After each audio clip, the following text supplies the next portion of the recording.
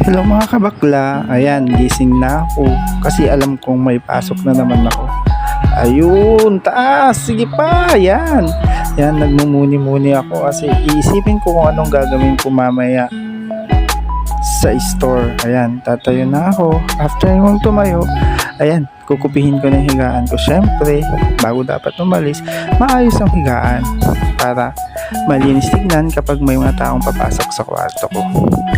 Tapos yan, ayos pa more. Sige pa, ayos. Ayan, ayos na. And then after that, ayun, yakap-yakapin si Teddy Bear habang wala pa yung baby loves mo. Ayan, ayusin siya ng maayos. Ayan. After that, kailangan magplansya ng mga damit na gagamitin para maganda tignan, hindi gusot-gusot pag pumasok tayo sa trabaho. Minsan kasi sa sobrang laki ng tiyan ko, kitang-kita. Nakakahiya yung sobrang laki ng tiyan. Yan, sige, plancha pa more, plancha. Yan, check na natin ang labas. Wow, ang ganda ng labas ngayon. Sumisikat na yung araw. Yan, kasi Mr. Kalapati pala, iparot pala, sabi na Kalapati pala. Tapos niya, pumunta ako sa mga rabbit ko. Ayan, yung mag-asawang rabbit. Ayan, pinapakain ko na sila para dumami sila. Sobrang cute nilang tingnan, no? Loves daw sila, nagmamahalan daw. Oo. Ayan, papakainin ko yung isa kasi naiinggit siya.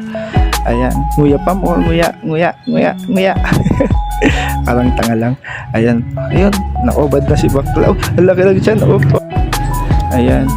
Baga magubad dyan. Wait lang. Ayan, tapos na. Ayan. Check na ng damit. Ayan. Forma po more. And then yan, check ng damit, check ng sarili kung okay na bago pumasok sa trabaho. Ayan, forma. Pakit pa siya. Yan, check ko na yung mga gamit na dadalhin ko. Ayan na po, mga bag, tumbler, susi ng motor. And then check ko si Mr. 3. Ayan, check natin siya kung okay siya. Ayan, ready to use na siya, no? Ayan, check na natin, on the way na sa work. After sa work, ayan, kitang-kita na yung mga tricycle drivers sa labas. Naghihintay ng mga pasahero. Ayan, goodbye na muna. Sinabaran Echage. Ayan.